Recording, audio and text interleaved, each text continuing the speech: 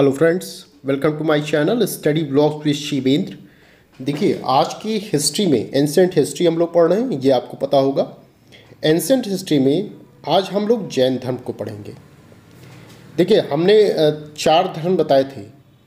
6वीं शताब्दी ईसा पूर्व के धार्मिक आंदोलन में हमने चार धर्म बताए थे: बौद्ध धर्म, जैन धर्म, भागवत धर्म और शैव धर्म। बौद्ध धर्म हमने कंप्लीट करा दिया है। अगर आपने वो वीडियो न देखी हो तो प्लीज़ मेरे प्लेलिस्ट में जाइएगा। एंशिएंट फॉर प्री नाम से प्लेलिस्ट में वो वीडियो पड़ी हुई है, उसको पहले आप देखिएगा। ठीक है, तो बौद्ध धर्म कंप्लीट हो चुका है। अब जैन धर्म हम लोग को पढ़ना है। अपनी वीडियो स्टार्ट करने से पहले मैं एक चीज़ आपको ये भी बता दूं कि मेरा टेलीग्राम चैनल है और मैं उसका डिस्क्रिप्शन में लिंक भी दे दूंगा। आप वहाँ क्लिक करके उसको ज़रूर ज्वाइन कर लीजिएगा। ठीक है, अगर कुछ प्रॉब्लम होती है, ज्वाइन करने में कोई दिक्कत होती है, नहीं हो रहा है, तो मैं नाम बता देता हूँ, नाम नोट कर लीजिए आप। और टेलीग्राम के सर्च बार में वो नाम आप डालेंगे तो वो चैनल आपका सामने आ जाएगा। नाम टेलीग्राम चैनल का नाम मेरे है शिवेंद्र लॉ एकेडमी। ठीक है, शिवेंद्र लॉ एकेडमी ये नाम है टेलीग्राम चैनल का। चलिए वीडियो शुरू करते हैं। जैन धर्म। देखिए, जैन धर्म को पढ़ने के साथ साथ हम लोग बौद्ध धर्म की भी तुलना करेंगे कि हमने बौद्ध धर्म में क्या पढ़ा था। ठीक है, तो इससे क्या होगा कि जैन धर्म तो आपका तैयार होगा ही होगा, उसके साथ साथ आपका बौद्ध धर्म भी तैयार होता रहेगा। ठीक है, चलिए जैन धर्म। जैन धर्म के वास्तविक संस्थापक कौन है? महावीर स्वामी हैं। कौन है? महावीर स्वामी जैन धर्म के वास्तविक संस्थापक माने जाते हैं। इनका जन्म कब हुआ था? तो 540 ईसा पूर्व में। देखिए, कहीं कहीं 599 ईसा पूर्व है तो कहीं कहीं 540 ईसा पूर्व है। आप देख लीजिएगा, जो वहाँ ऑप्शन में दिखेगा वही मारिएगा। ठीक है, क्योंकि कभी कभी 540 दे देते हैं, कभी कभी 599 देते हैं। ठीक है, तो ये थोड़ा सा कन्फ्यूज़न वाली स्थिति बनी रहती है। तो इनका जन्म 540 ईसा पूर्व में वैशाली के निकट कुंड ग्राम में हुआ था। कहाँ हुआ था? वैशाली के निकट कुंड ग्राम में हुआ था। वहीं यदि हम लोग बौद्ध धर्म की बात करें तो गौतम बुद्ध का जन्म कहाँ हुआ था, ये बता सकते हैं आप लोग? तो इनका जन्म जो हुआ था ये 563 ईसा पूर्व में लुम्बिनी में हुआ था। कपिलवस्तु के लुम्बिनी ग्राम में इनका जन्म हुआ था। जबकि इनका कहाँ हो रहा है? इनका कुंड ग्राम में, वैशाली के निकट कुंड ग्राम में इनका जन्म हो रहा है। ध्यान रखिएगा, दोनों मिलाइएगा नहीं। ठीक है, कंफ्यूज मत होइएगा, क्लियर रहिएगा। इन्हें जंभी ग्राम के निकट रेजुपालिका नदी के तट पर एक साल वृक्ष के नीचे कैवल्य, जिसे सर्वोच्च ज्ञान कहते हैं, प्राप्त हुआ था। तो इनको ज्ञान कहाँ प्राप्त हुआ? ध्यान रखिएगा, जंभी ग्राम के निकट।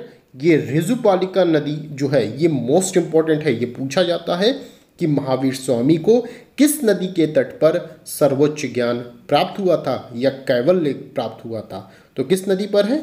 रेजुपालिका नदी के तट पर। किस वृक्ष के नीचे? साल वृक्ष के नीचे इनको प्राप्त हुआ था। और वहीं आपको महात्मा बुद्ध में अगर हम लोग पढ़ें कि उनको कहाँ ज्ञान प्राप्त हुआ था, तो हम लोगों ने पढ़ा क्या, कहाँ ज्ञान प्राप्त हुआ था? बिहार की गया में उर्वला नामक स्थान पर पीपल के वृक्ष के नीचे उन्हें 35 वर्ष की आयु में ज्ञान प्राप्त हुआ था। किसको? महात्मा बुद्ध को। ठीक है, चलिए नेक्स्ट इसमें देखते हैं। इंद्रियों को जीतने के कारण ये क्या कहलाए? जिन और महावीर कहलाए। ठीक है, इंद्रियों को जीतने के कारण ये जिन और महावीर कहलाए। इनका निधन कब हुआ? यहाँ भी थोड़ा सा कन्फ्यूजन वाली स्थिति है। 468 ईसा पूर्व तो कहीं कहीं 527 ईसा पूर्व भी देखने को मिलता है। तो इनका निधन 468 ईसा पूर्व में राजगृह के निकट पावापुरी में मल्लराज सस्तिपाल के महल में हुआ था। ध्यान रहे, पावापुरी मोस्ट इंपॉर्टेंट है। राजगृह के निकट कहाँ हुआ है? पावापुरी में। किसके महल में? मल्लराज सस्तिपाल के महल में इनका निधन हुआ है। वहीं गौतम बुद्ध का निधन कहाँ हुआ है? तो इनका निधन, गौतम बुद्ध का निधन 483 ईसा पूर्व में कुशीनगर में हुआ था। ठीक है, जिसे हम लोगों ने क्या नाम दिया, महापरिनिर्वाण। ठीक है, तो उनकी मृत्यु को क्या कहा गया, महापरिनिर्वाण। ठीक है, तो ये मिला के आप पढ़ेंगे तो इससे फायदा आपको ये होगा कि आपका बौद्ध धर्म भी तैयार होगा और जैन धर्म भी तैयार होगा। ठीक है, चलिए आगे देखते हैं। जैन धर्म से संबंधित अब अन्य बातें हैं, कुछ इंपॉर्टेंट पॉइंट्स हैं, उनको देख लेते हैं। जैन धर्म में क्या था, त्रिरत्न सिद्धांत था। ठीक है, त्रिरत्न सिद्धांत था। त्रिरत्न सिद्धांत होता क्या है, ध्यान रखिएगा। त्रिरत्न सिद्धांत की कभी भी बात चले तो कहाँ चलेगी, ये जैन धर्म के संबंध में चलेगी ये बात। ठीक है, ध्यान रखिएगा। वहीं त्रिपिटक की बात चलेगी, जब किसकी, त्रिपिटक की बात, तो यह बौद्ध धर्म की बात चलेगी। ठीक है, जिसमें हमने बताया था आपको कि सुप्त पिटक, विनय पिटक, अभिधम पिटक, ठीक है, 3 पिटक की बात होती है। तो ये याद रहे, त्रिरत्न सिद्धांत जैन धर्म में है, जबकि त्रिपिटक सिद्धांत आपका बौद्ध धर्म में है। तो जैन धर्म में त्रिरत्न सिद्धांत क्या था, सम्यक दर्शन, सम्यक ज्ञान, सम्यक आचरण। तो इन तीनों को ही क्या कहा गया, त्रिरत्न सिद्धांत। सम्यक दर्शन में क्या कहा गया कि सत्य में विश्वास को क्या किया गया, सम्यक दर्शन। सम्यक ज्ञान में क्या कहा गया, शंका विहीन व वास्तविक ज्ञान होना चाहिए। ठीक है, कि किसी के ऊपर शंका न कीजिए और वास्तविक ज्ञान रखिए। लास्ट आपका सम्यक आचरण कहा गया, सांसारिक विषयों से उत्पन्न सुख दुख के प्रति समान भाव रखिए, कि जैसा सुख के प्रति आप भाव रखते हैं वैसा ही दुख के प्रति भी आप भाव रखिए। ठीक है, नेक्स्ट देखते हैं। महावीर जैन के पूर्व 23 और उपदेशक थे। ठीक है, तो ध्यान रखिएगा कि महावीर जैन के पूर्व 23 और उपदेशक थे, मतलब कि महावीर जो हैं, महावीर स्वामी हैं, वो 24वें उपदेशक हैं। उनका क्रम क्या है, 24वां।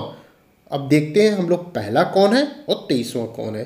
तो महावीर जैन के पूर्व 23 और उपदेशक थे, जिसमें प्रथम कौन थे, ऋषभ देव। ध्यान रखिए, मोस्ट इंपॉर्टेंट है, ऋषभ देव या आदिनाथ उनको कहते हैं, ये थे। और 23वें कौन थे, पार्श्वनाथ थे। पहला ऋषभ देव थे और 23वें पार्श्वनाथ थे। पार्श्व के अनुयायियों को क्या कहा जाता था, निर्गंध कहा जाता था, ये ध्यान रहे। ठीक है, और देखिए 24वां कौन है, महावीर स्वामी है। ठीक है, चलिए नेक्स्ट पॉइंट हम लोग पढ़ते हैं। जैन धर्म में 5 महाव्रतों के पालन का विधान था। कितने, 5 महाव्रत। कौन कौन से, अहिंसा, सत्यवचन, अस्तेय, अपरिग्रह, ब्रह्मचर्य। ठीक है, ये 5 आपके महाव्रत थे जैन धर्म में। 4 पहले से ही चले आ रहे थे, जबकि 5वां किसके समय में जोड़ा गया, महावीर स्वामी के द्वारा 5वां ब्रह्मचर्य जोड़ा गया। ये पूछा जाता है कि 5 में से कौन से नहीं थे, ठीक है, या कौन सा था महावीर के स्वामी के समय, या महावीर स्वामी ने कौन से महाव्रत को जोड़ा है। तो आप बताएंगे ब्रह्मचर्य महाव्रत को जोड़ा है महावीर स्वामी ने।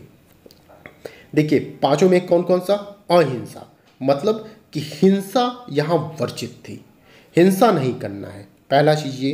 दूसरा है सत्यवचन, जो बोलिए सत्य बोलिए। तीसरा अस्तेय, अर्थात बिना अनुमति के किसी की वस्तु नहीं लेना है और न ही किसी के यहाँ प्रवेश करना है। कैसे, बिना अनुमति के न तो वस्तु लेना है, न तो प्रवेश करना है, और न ही चोरी करना है। ठीक है, ये होता है।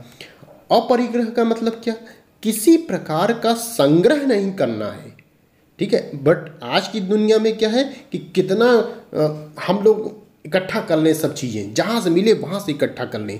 उस समय ऐसा नहीं था, उस समय ये था कि किसी प्रकार का संग्रह नहीं करें, जितनी ज़रूरत है आपको बस उतना ही लीजिए। ठीक है, तो ये हुआ अपरिग्रह।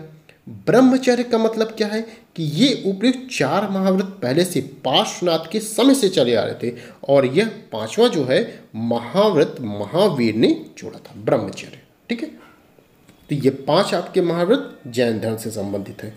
अब देखते हैं आगे हम लोग। कालांतर में जैन धर्म 2 संप्रदायों में विभक्त हो गया। कितने संप्रदायों में, 2 संप्रदाय। पहला क्या नाम दिया गया, श्वेतांबर, और दूसरा नाम दिया गया दिगंबर। ध्यान से पढ़िए, श्वेतांबर और दिगंबर जब पूछा जाए तो आप समझ लीजिए कि जैन धर्म की बात हो रही है।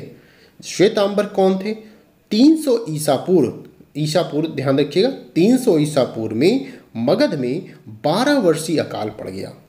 ठीक है, तो वहाँ के स्थलबाहु के नेतृत्व में, इनका नाम याद रहे, मोस्ट इंपॉर्टेंट है, स्थलबाहु के नेतृत्व में मगध में ही निवास करने वाले एवं श्वेत वस्त्र धारण करने वाली जैन भिक्षु क्या कहलाए? श्वेतांबर कहलाए। अर्थात श्वेतांबर किसे कहते हैं? श्वेत मतलब सफ़ेद, अंबर मतलब बादल, उसके नीचे सफ़ेद रंग के कपड़ों को धारण करने वाले क्या कहलाए? श्वेतांबर कहलाए। ठीक है, सफ़ेद वस्त्र या श्वेत वस्त्र वो धारण करते थे।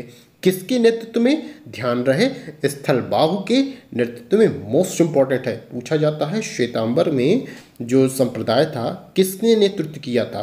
तो स्थलबाहु ने नेतृत्व किया था। ठीक है, नेक्स्ट दिगंबर। दिगंबर क्या था कि अकाल के समय ही भद्रबाहु के नेतृत्व में, यहाँ ध्यान रहे भद्रबाहु हैं जबकि श्वेतांबर में स्थलबाहु हैं, तो अकाल के समय भद्रबाहु के नेतृत्व में मगध छोड़कर कर्नाटक श्रवणबेलगोला चले जाने वाले जैन क्या कहलाए? दिगंबर कहलाए। ठीक है, ये नग्न रहने में विश्वास करते थे। दिगंबर मतलब खुले आसमान के नीचे ये भी रहते थे, बट कैसे रहते थे? वो नग्न रहते थे। ठीक है, कोई वस्त्र धारण नहीं करते थे, तो वो क्या कहलाए? दिगंबर कहलाए। वो क्या किए कि मगध छोड़कर कर्नाटक चले गए वो लोग। किसके नेतृत्व में? भद्रबाहु के नेतृत्व में। ठीक है, तो ये ध्यान रखिएगा, श्वेतांबर में स्थलबाहु का नेतृत्व था, दिगंबर में भद्रबाहु का नेतृत्व था, ये ध्यान रखिएगा। श्वेतांबर में श्वेत वस्त्र धारण करते थे लोग, दिगंबर में बिना वस्त्र के लोग रहते थे। ठीक है, चलिए, जैन धर्म में काया क्लेश के अंतर्गत उपवास द्वारा शरीर त्याग को क्या कहा गया? संलेखन प्रक्रिया कहा गया। ठीक है, मोस्ट इंपॉर्टेंट आपका यह है, संलेखन प्रक्रिया पूछी जाती है कि आखिर संलेखन प्रक्रिया क्या होती है। तो भूख प्यास के कारण जब व्यक्ति अपने शरीर का त्याग कर देता है तो उसको संलेखन प्रक्रिया कहते हैं। ठीक है, मौर्य वंश के संस्थापक चंद्रगुप्त मौर्य ने अकाल पड़ जाने पर मैसूर के श्रवण बेलगोला में इसी प्रकार का मृत्यु का वर्ण किया था। क्वेश्चन ये पूछा जाता है कि ऐसा कौन सा शासक था जिसने संलेखन प्रक्रिया द्वारा अपनी जान गंवा दी? ठीक है, तो कौन था? वो चंद्रगुप्त मौर्य थे जिसने संलेखन प्रक्रिया द्वारा अपने मृत्यु का वर्ण कर लिया, अर्थात अपनी मृत्यु को त्याग दिया। ठीक है, ये आपका इतने पॉइंट थे। अब नेक्स्ट पॉइंट देखते हैं हम लोग। नेक्स्ट पॉइंट ये है कि जैन धर्म में युद्ध और कृषि वर्जित थी। ठीक है, जैन धर्म में युद्ध और कृषि वर्जित थी क्योंकि इससे जीव हिंसा होती है। इसलिए जैनियों ने अपना कार्यकलाप व्यापार एवं वाणिज्य तक सीमित रखा। क्या क्या वर्जित था? युद्ध वर्जित था और कृषि वर्जित थी। क्यों?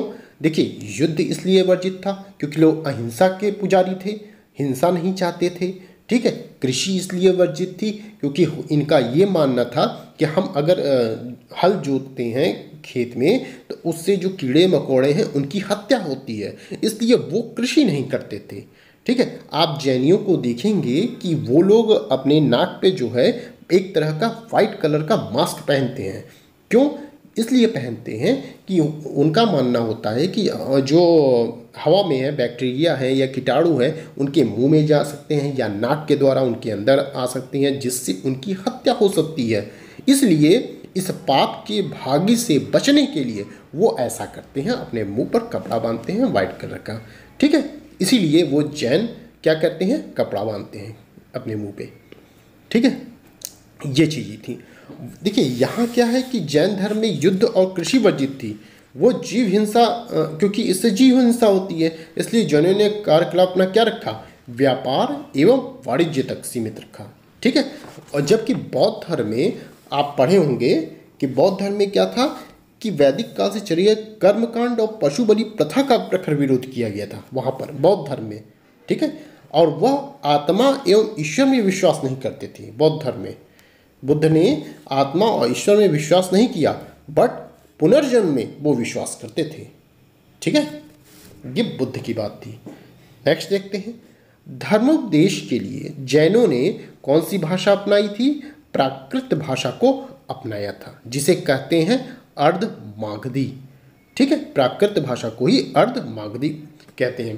पूछा जाता है कि जैनियों की भाषा क्या थी, तो आप बताएंगे प्राकृत या अर्धमागधी आएगा तो अर्धमागधी ऑप्शन में मारेंगे। ठीक है, चलिए नेक्स्ट देखते हैं। जैन धर्म की 2 संगीति या सभा हुई थी। वहीं बौद्ध धर्म हमने पढ़ा था, तो बौद्ध धर्म में कितनी संगीतियाँ हुई? बौद्ध धर्म में 4 संगीतियाँ हुई थी। ठीक है, जबकि जैन धर्म में 2 संगीतियाँ हुई थी। प्रथम जैन संगीति किसके समय में हुई, ये देखिए। यह चंद्रगुप्त मौर्य के शासनकाल में 300 ईसा पूर्व में पाटलिपुत्र में संपन्न हुई। ध्यान रहे किसके शासनकाल में? चंद्रगुप्त मौर्य का शासनकाल था। कौन सा सन था? 300 ईसा पूर्व था। ठीक है, कहाँ संपन्न हुई थी? पाटलिपुत्र में संपन्न हुई थी। जो एरो मार रहा हूँ ये मोस्ट इंपॉर्टेंट है आपका। ठीक है, प्रथम जैन संगीति चंद्रगुप्त मौर्य के शासनकाल में 300 ईसा पूर्व में पाटलिपुत्र में संपन्न हुई। देख रेख किसने किया?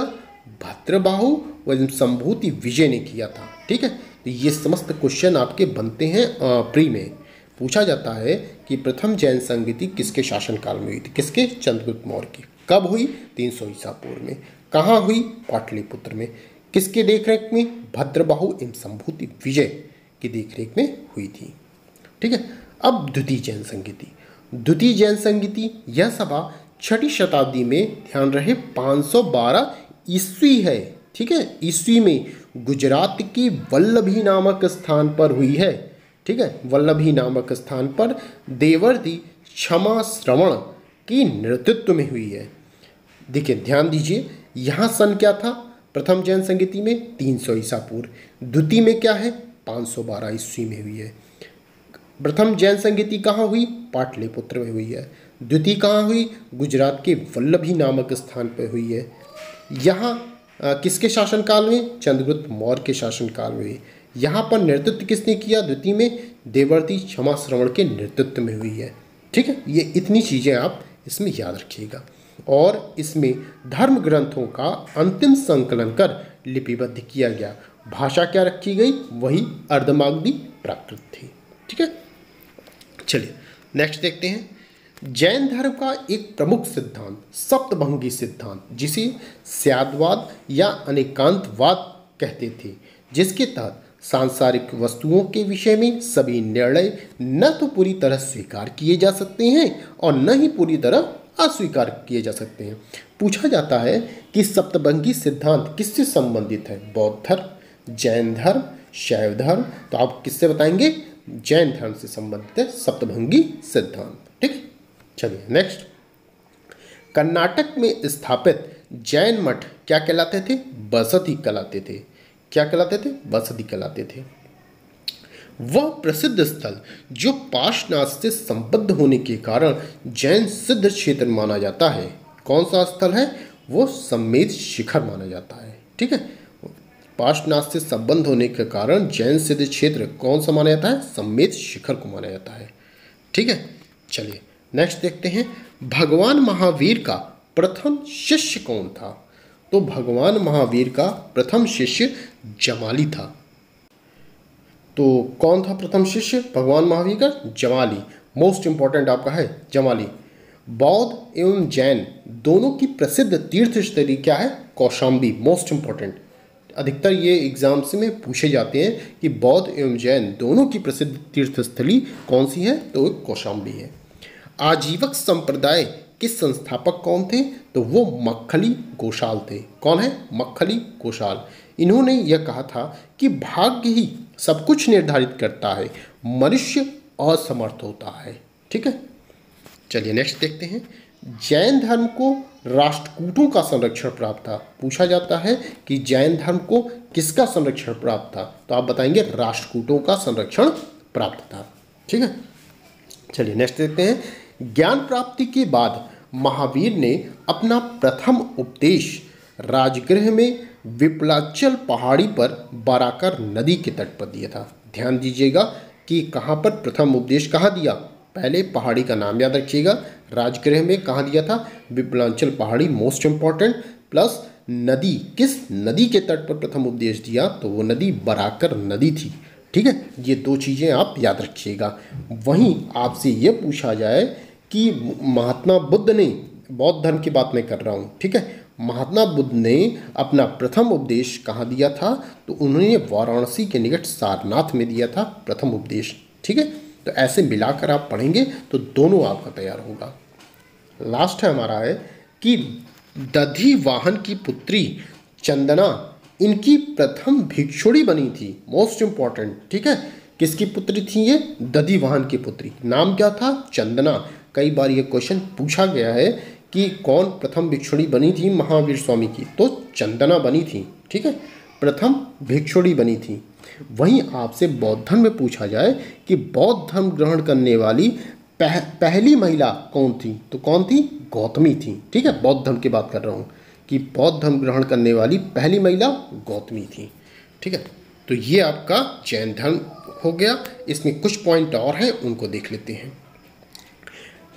देखिए, इसमें बचपन का नाम, महावीर स्वामी के बचपन का नाम क्या था, वर्धमान था। पिताजी का नाम क्या था इनके, सिद्धार्थ था। माता का नाम क्या था, त्रिशला। ये लिच्छवी नरेश चेतक की बहन थी। मोस्ट इंपॉर्टेंट, पूछा गया है क्वेश्चन कई बार।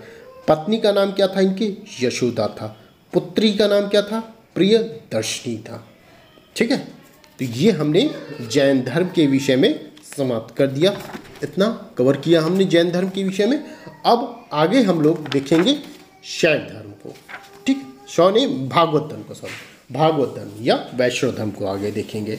ठीक है, और यहाँ तक अगर आपको वीडियो मेरी पसंद आई हो तो प्लीज़ वीडियो को लाइक, शेयर एंड सब्सक्राइब कर दीजिएगा, और साथ ही साथ बेल आइकन को भी प्रेस कर दीजिएगा, जिससे कि आने वाले वीडियो के नोटिफिकेशन आपको मिलते रहें। और टेलीग्राम जरूर ज्वाइन कर लीजिएगा। ठीक है, तो बस आज के लिए इतना ही, फिर मिलते हैं नेक्स्ट वीडियो में। Thank you.